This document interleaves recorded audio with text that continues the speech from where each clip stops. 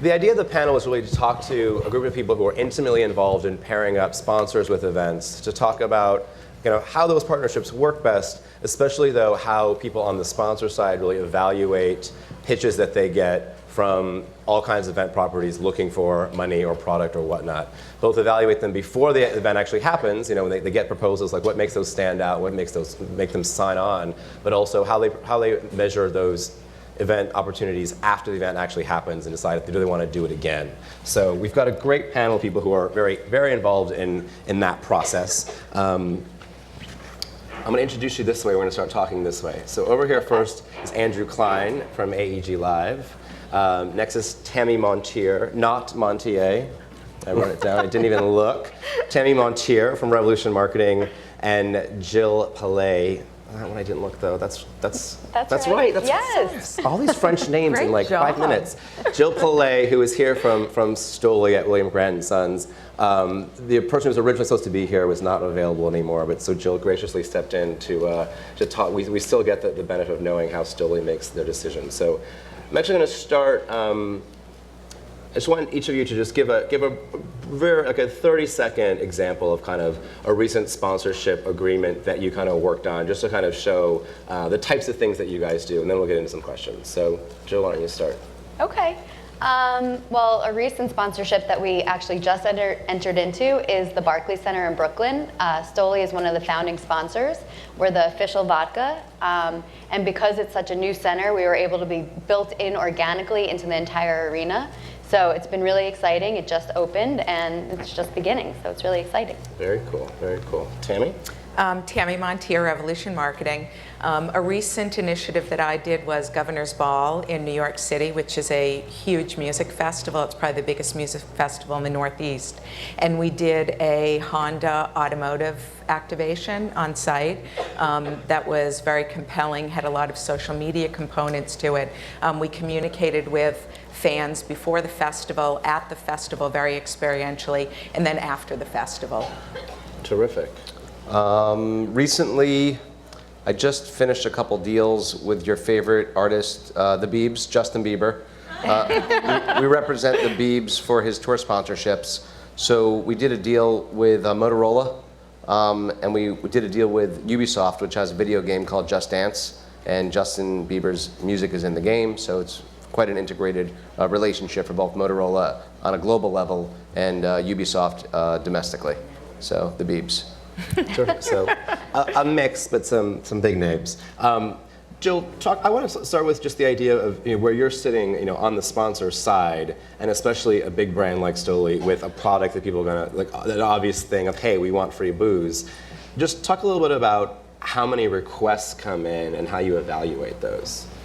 Okay, we get so many requests daily. It's crazy. I mean, the phone calls, the emails. Unfortunately, at William Grant, we don't have caller ID, so I don't even pick up my phone anymore because then I'll be on the phone for hours talking to every single vendor. Is that 5 emails a day, 10 emails a day? I mean, what's the real volume? Anywhere, I don't know, a day, like 5 to 10, I guess. But that's a day, Yeah, two, one from me, one from Tammi. Yes, right. Two from me, one from you. So what catches your eye when you're getting 5 emails a day? I guess basically I really like when potential partners really do their research first and really understand what Stoli is about and understand, and try to convince me as to why this would be a good brand fit, a good consumer fit. Sometimes I get proposals where, the brand name, my brand name is spelled wrong. And it's like, well, then you didn't really take the time. You don't really care. Or the old sponsor, they left in the old sponsor name. And it's like, oh, it says Absolute still. Absolute. I'm like, delete right away. You don't think Justin Bieber's a good fit for Stoli Vodka? He might be a little young. Why did I send that email? Those two things are very important, as well as the ability for Stoli to stand out within an event. I mean, tons of events, it's a cluttered, crowded environment, and we really, kind of mandate that we're the exclusive category sponsor. We're the exclusive vodka serve so that we're not overtaken by other sponsors. And then as well, even if we're not a title sponsor, we look for an event that has 360 activation. So there's media offered, there's PR, there's social media, and we could really do an experiential event on site. Like, you know, the minimum is just us doing a signature cocktail and having a step and repeat. Those are the basics. But we really like to activate our brand, give consumers that experience that they'll actually remember Stoli after they leave there. So it's about not just the like, what's good for me, but what's an idea, how you're really gonna like create something Exactly, there, yeah. like what's that custom sponsorship proposal for Stoli? Terrific. I forgot one thing. You guys, if those of you who didn't steal them, you have the IML devices in front of you.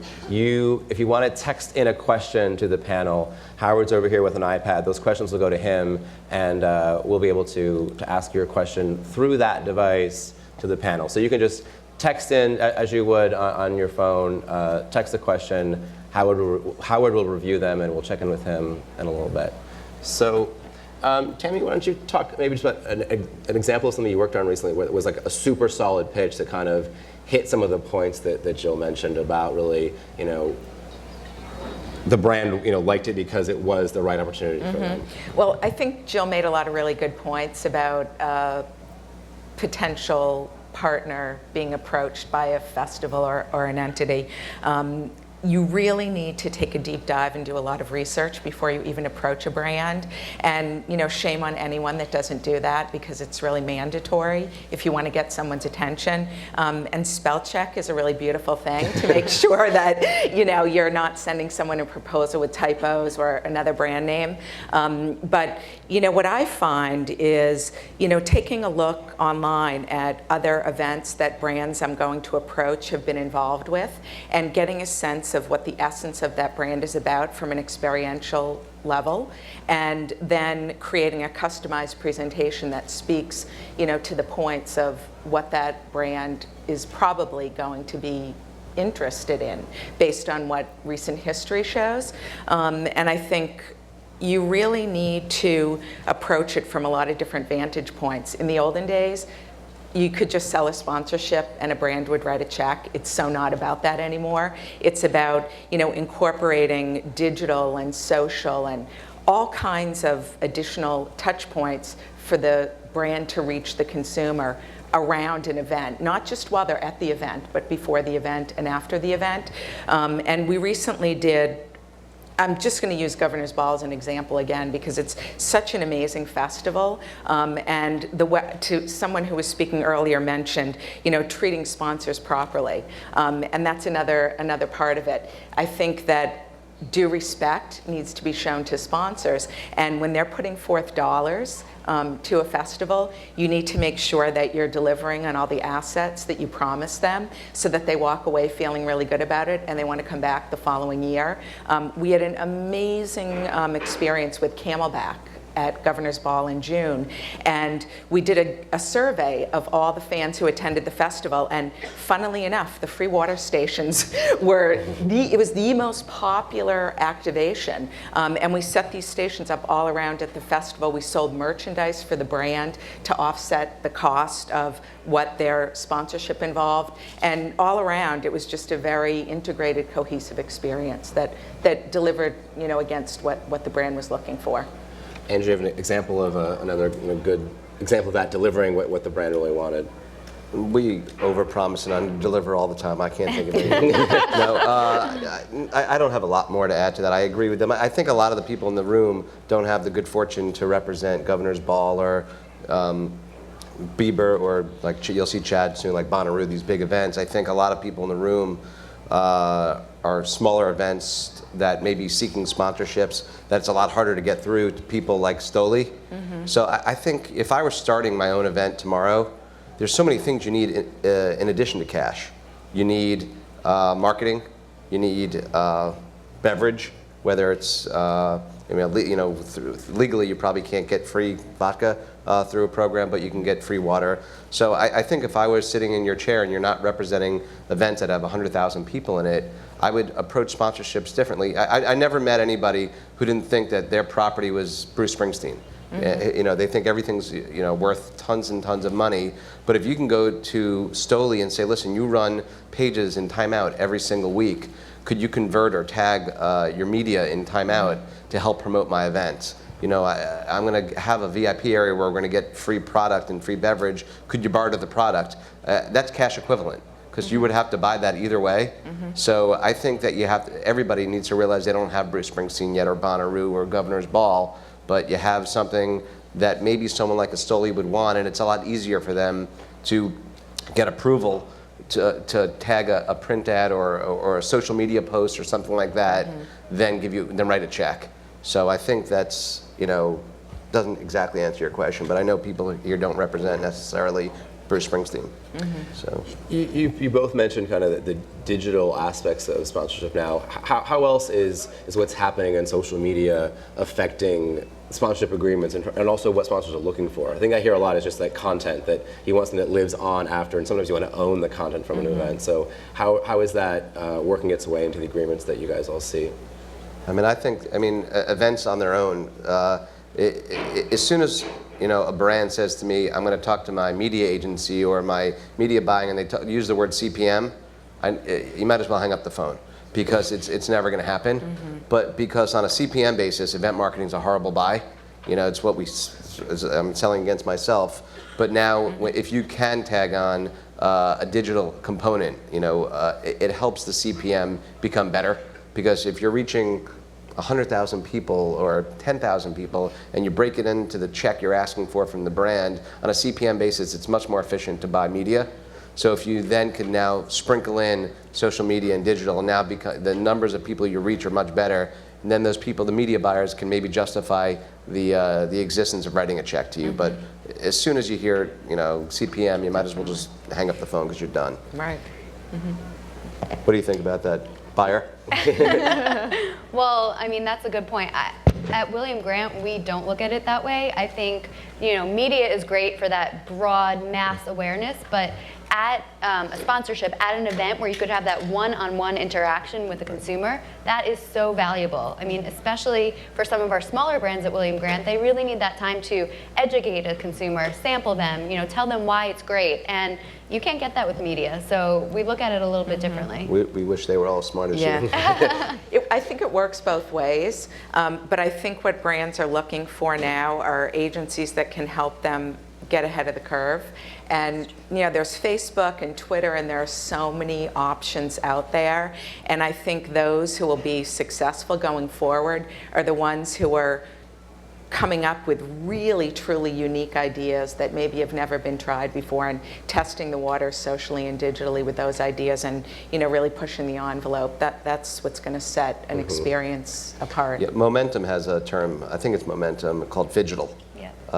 And so, They're one of our agencies. Copyright Momentum. But it's a good term. Merging the physical with the digital is good. Cool. So.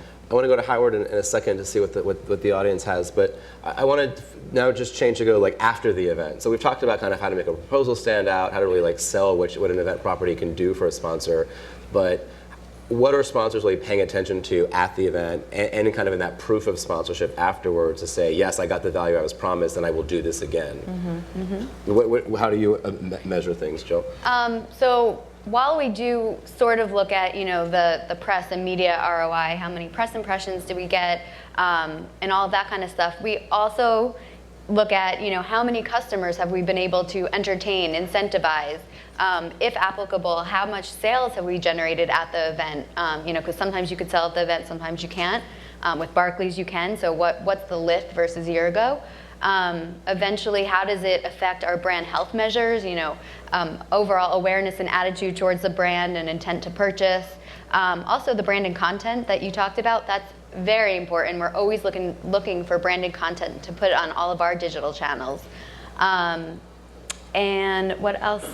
How much is that, when you're having that conversation, you kind of decide, yes, we're going to do that again, or no, we're not? How much of that is 5 people in a room going, what do you think? Or is it like numbers going, well, check, check, check, check, check, yes, they hit it, we're going to do it? Well, that's a good point. A lot of it's internal response and internal feedback, qualitatively. What did we think? Because it isn't an exact science. It's not all about the numbers. It's about, we're trying to make our brand more relevant and cool in the eyes of these younger consumers, and that's not going to happen overnight in 1 year of a sponsorship. It's a longer term vision. So it is kind of a let's talk in a room and how do we feel about it. How, with the people that you guys work with, what do you deliver to a brand to make them, when they're in the room, say, those guys were good, that was really good, that worked for us? I mean, most brands that I work with demand a sponsor recap of some sort, and each brand and each industry sort of has different things that they're looking at. Like automotive, for example, they want to know how many test drives they did, or how many people went to a dealer after the event to test drive a vehicle. So normally before the deal is finalized, we agree on things that need to be delivered against during this as part of the sponsorship, and then we put together a recap for them, and it is usually, though, a combination of, to Jill's point, qualitative and quantitative, I think. But some brands they really like the quantitative, and they're not concerned so much with the qualitative. Is there any measurement insights? Yeah, I think before you're pitching a deal, Jill says yes, and then before the contract is signed, I like to ask them, how will you measure success when we're all done? And really get detailed. It's a scary question, because if you don't hit those measurements, you may not get the renewal. But so how do you measure it? And then at the end, we'll look back to see if we hit those benchmarks. And if you didn't, you better get her up on stage and have her drink a lot of Stoli and have a good time. Yeah. So sometimes it's how much fun did the client have at the event? Yeah. And So. you know, the relationship. And Exactly, the relationship building. relationship. I should say, better word. Howard, do we have a question from the audience here? We have a few. Just real quick, someone asked what is CPM. So Andrew, if you could just explain that real quick. It's a measurement term in the advertising business, cost per thousand. So. Okay. So a couple of questions. I'll pick the two or three that have been texted in the most. One, you guys talked about ROI, about evaluating sponsor opportunities and proposals, sponsor examples afterwards. So one question is, to what extent do you use third-party evaluations like IEG before committing to an event to verify what the coverage is and what the exposure is at the event? Well, if it's a larger term, like a really large-scale sponsorship deal, then yes, we will work with our media agency, our PR agency, and try to get a value of the sponsorship based on everything within the contract that they're promising us. But a lot of times we also do things like product donations, which are not necessarily full-blown sponsorships. That's just when we donate product, there is no fee, and that's more of a sampling opportunity. So in that case, there is no evaluation that goes on beforehand. So, and to answer that question also, I think if we're going to go out and pitch the naming rights of a new arena or a new stadium or new music venue, sometimes we'll use a third-party entity to put together the value, because we're just salespeople, and we could type different numbers and they may not be true. But if you have a third-party entity who comes in and says, this is really how many cars are driving by the Best Buy Theater on 44th Street in the city. So if it's a really big project and we're asking for a lot of money, we'll invest the money in a third-party consulting company to help support the pitch. We need to wrap up pretty soon, so I want to hear. Wait, I have one. Okay, this is quick one. It says, great conference so far. Chad is adorable. Is he single? Okay. Go Chad. Sorry, Chad, I texted that one. My Twitter handle is in the program. All Just offers tell your mom not taken. to. Yeah. Well, my mom would be thrilled. It'd be fine. All right. I think that's Hilarious. it. We're done for the day. I got what I needed. Quickly. Give me a horror story. Give me a sponsorship happened and it just went awful. Without mentioning names. You do what you have to. Okay, I have a recent one. I had a global automotive brand do a festival in New York in September, 225,000 people. Again, a situation where we, as the salespeople, on behalf of the brand and the festival, need to ensure that the festival treats our client properly, and that doesn't always happen.